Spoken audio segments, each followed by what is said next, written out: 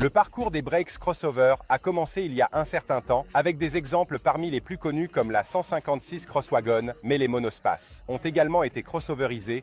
Qui se souvient par exemple de la Scenic RX4? Je vous laisse mentionner dans les commentaires les autres modèles cross restants, mais la gamme Allroad a été l'une des plus durables, mais surtout l'une des plus appréciées. Basée sur l'avant, donc un brake, elle dispose de protections en plastique sur les passages de roues et les pare-chocs, de barres de toit renforcées, de voies élargies de 6 mm à l'avant et de 11 mm à l'arrière, d'une protection sous la carrosserie et bien sûr de la transmission intégrale 4 de série. Cet exemplaire présente une peinture très élégante, associée à des protections peintes en contraste en noir brillant et des jantes Audi Sport de 19 pouces. Personnellement, j'interviendrai sur la calandre avant en la personnalisant avec le pack Look Noir Pro pour éviter les chromes du single frame. Mais surtout, insupportable, l'échappement de droite, seulement dessiné sur le pare-choc car il n'y a pas de terminal caché derrière. Les intérieurs, en revanche, je les définirais comme classiques car ils présentent un style qui date de quelques années mais qui reste toujours actuel. Les commandes physiques permettent de contrôler le climat et certaines fonctions de conduite, l'écran mesure 10 pouces. Matériel puissant, logiciel rapide et facile à utiliser. Les plastiques soignés et les détails bien finis sont typiques des modèles Audi de cette catégorie. L'espace est généreux à l'avant comme à l'arrière où des passagers mesurant plus de 1,80 m peuvent s'installer sans difficulté. Le coffre offre 495 litres d'éclairage. Pas beaucoup en vérité, mais tout de même plus que suffisant pour charger les bagages de la famille. Sous-titres et révision par QTSS. Nous voici donc au volant de l'Audi A4 Allroad, une voiture conçue pour se débrouiller même sur des surfaces à faible adhérence, où il est nécessaire d'avoir un peu plus de garde au sol. Quelques centimètres de plus, 3,5 pour être exact, ce qui permet d'avoir plus de garde au sol, donc de pouvoir peut-être passer sur une accumulation de neige plus haute, plus épaisse que d'habitude, ou peut-être sur une route blanche. Bien sûr, cette voiture n'est pas faite pour le tout-terrain lourd, mais pour garantir une plus grande liberté de mouvement lorsque, par exemple, on se trouve à voyager sur des routes de montagne ou de campagne et qu'on a besoin d'un petit plus. En termes de liberté d'accès aux routes les plus accidentées. Évidemment, cela signifie disposer de la transmission intégrale 4, mais pas seulement, car cette version, cette Allroad, dispose également d'un mode de conduite appelé Off-Road, activable via les boutons ci-dessous ou directement depuis l'écran. Ce mode Off-Road garantit évidemment une plus grande liberté de tous les contrôles de traction et de stabilité et assure également de maintenir la transmission intégrale engagée. Pourquoi cela? Parce que, évidemment, la transmission intégrale montée sur cette Audi A4, qui est basée sur l'avant, dispose d'une transmission intégrale de type intelligent qui déconnecte donc l'essieu arrière lorsque ce n'est pas nécessaire et maintient ainsi la voiture en traction avant uniquement. Cela garantit donc une meilleure efficacité. Donc, dans toutes ces situations où la motricité maximale n'est pas nécessaire, la voiture roule comme si elle était à traction avant. Nous parcourons notre section autoroutière du circuit d'essai et allons voir comment se comporte cette voiture dans une situation que nous rencontrerons très souvent avec ce type de véhicule, à savoir l'autoroute. Passons directement au moteur qui est un 2.0 4 cylindres, turbo, diesel. Il s'agit de la version 40 TDI, ce qui signifie avoir 204 chevaux de puissance maximale, 150 kW pour être exact, ce qui se traduit également par la disponibilité d'un module mild hybride, donc une homologation en tant qu'hybride. Par conséquent, là où il est possible d'avoir des avantages pour ce type de véhicule, ils existent même si c'est un véhicule qui ne peut pas rouler uniquement en mode électrique. Il a un peu plus de fluidité lors des redémarrages. Il est un peu plus silencieux au moment où le diesel se rallume via le start-stop, donc dans le trafic, ou dans toutes les situations où c'est possible de le faire pour économiser un peu. Mais en même temps, il parvient tout de même à garantir les fonctions de roue libre en récupérant de l'énergie lorsque nous ralentissons ou freinons.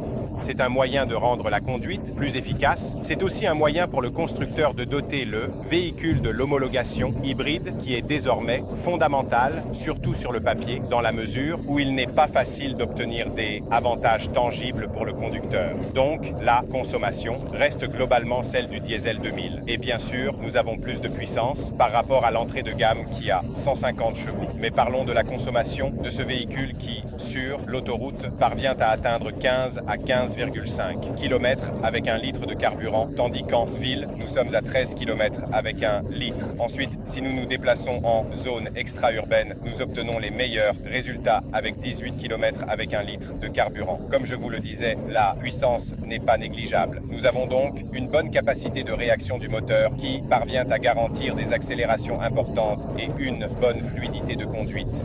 Ce n'est pas un moteur très sportif, c'est quand même un moteur turbo-diesel, donc conçu pour garantir la robustesse sur de longs kilométrages et pour assurer également une fluidité de conduite en exploitant les 400 Nm de couple à environ 1700 tours, ce qui signifie avoir de la poussée presque immédiatement, mais la transmission vient à votre aide dans la mesure où, de temps en temps, on ressent un petit retard dans le mouvement effectif du véhicule lorsque nous appuyons sur l'accélérateur.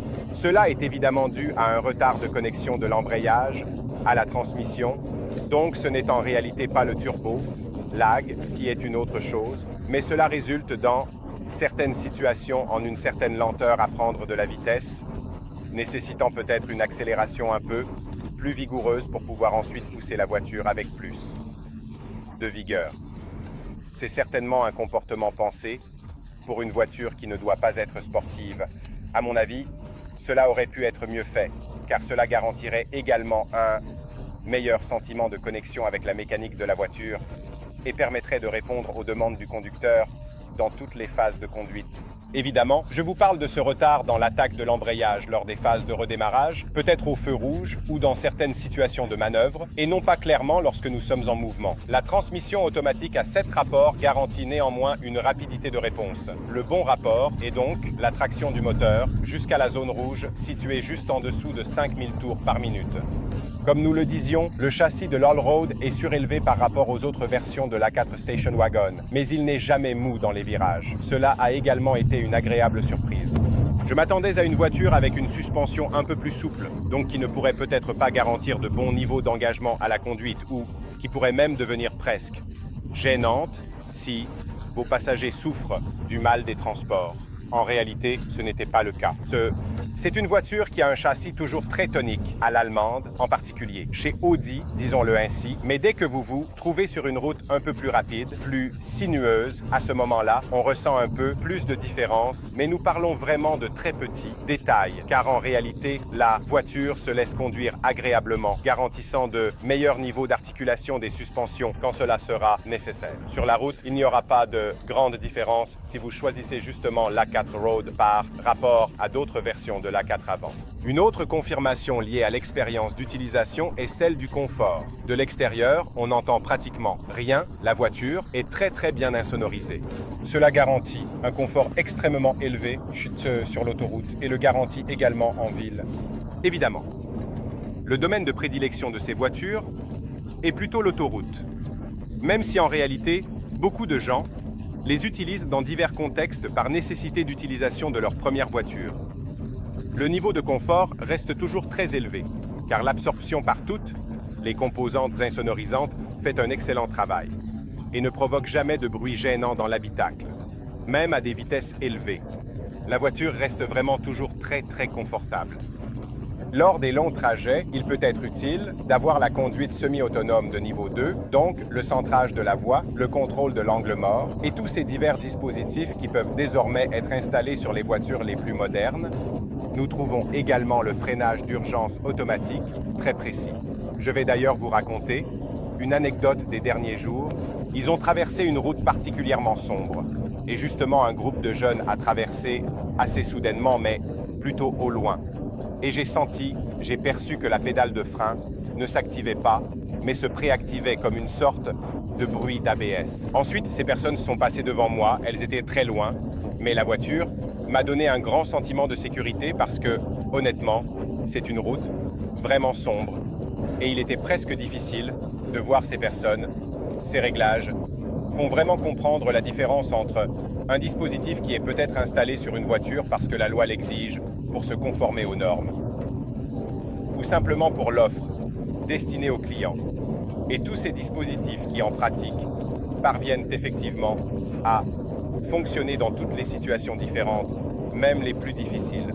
Cette Audi A4 Allroad est presque une voiture agaçante de perfection. C'est une voiture agaçante parce qu'elle fait tout bien.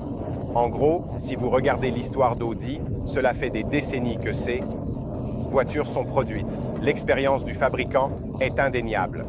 Surtout, nous savons très bien que l'arsenal technique du groupe Volkswagen garantit des centaines de millions de kilomètres qui peuvent être utilisés pour les données de perfectionnement de la voiture, des suspensions, du contrôle et même de la sécurité, comme nous l'avons dit, en somme, de nombreux éléments différents qui, mis ensemble, font une voiture vraiment très bien faite, tant du point de vue de la qualité intérieure que de la maniabilité. C'est une automobile qui donne un énorme sentiment de sécurité.